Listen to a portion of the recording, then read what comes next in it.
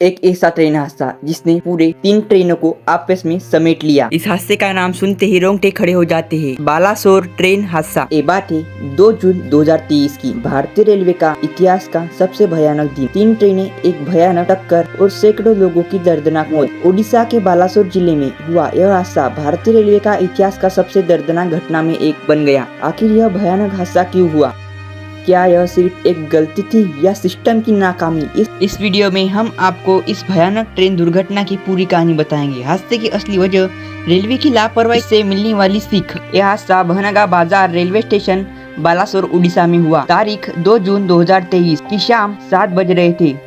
शाम का समय था। कोरोमंडल एक्सप्रेस 12841 हावड़ा से चेन्नई की ओर जा रही थी और दूसरी ओर बेंगलुरु हावड़ा सुपरफास्ट एक्सप्रेस 12864 अपने गंतव्य की ओर बढ़ रही थी। कोरोमंडल एक्सप्रेस 127 kmph की रफ्तार से दौड़ रही थी। अचानक सिग्नल में गड़बड़ी हुई और ट्रेन मेन ट्रैक को छोड़कर लूप लाइन में चली गई, जहां पहले से ही एक मालगाड़ी खड़ी थी।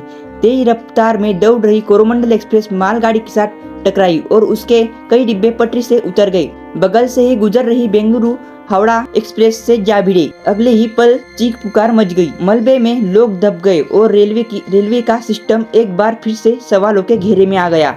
सिर्फ कुछ सेकंड के अंदर सब कुछ बर्बाद हो गया। तेज रफ्तार ट्रेन के डिब्बे एक दूसरे पर चढ़ गए, कई डिब्बे पलट गए, कुछ डिब्बे ट्रैक से दूर जाकर गिरे। चारों तरफ सिर्फ चीखें सुनाई देने लगी। इस हादसे में 3 ट्रेनें शामिल थी, जिसमें 12841 कोरोमंडल एक्सप्रेस जो हावड़ा से चेन्नई की ओर जा रही थी, 12864 बेंगलुरु हावड़ा सुपरफास्ट एक्सप्रेस जो बेंगलुरु से हावड़ा की ओर जा रही थी और तीसरी मालगाड़ी लूप लाइन पे खड़ी थी। इस हादसे में करीब 300 से ज्यादा लोगों की मृत्यु हो गई, 1000 से ज्यादा लोग घायल हो गए। तुरंत बाद रेलवे प्रशासन, स्थानीय लोग, एनडीआरएफ और सेना ने बचाव कार्य शुरू कर दिया।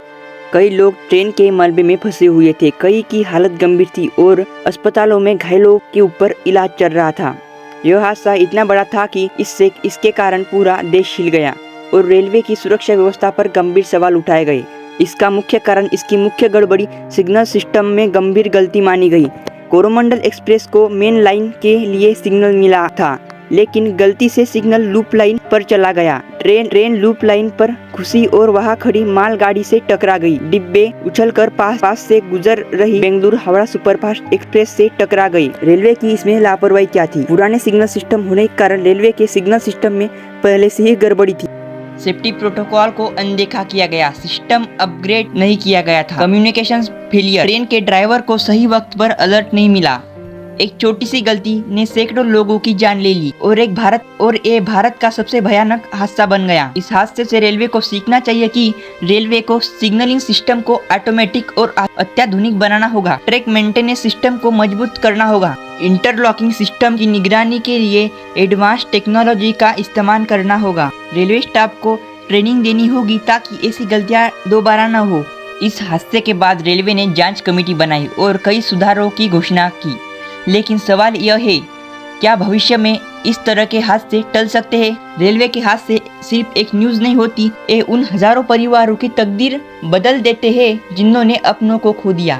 आप इस हादसे के बारे में क्या सोचते हैं? हमें कमेंट करके जरूर बताएं। अगर आप रेलवे से जुड़ी ऐसे ही केस स्टडीज जानकारी के लिए हमारे चैनल को विजिट करना न भूलें।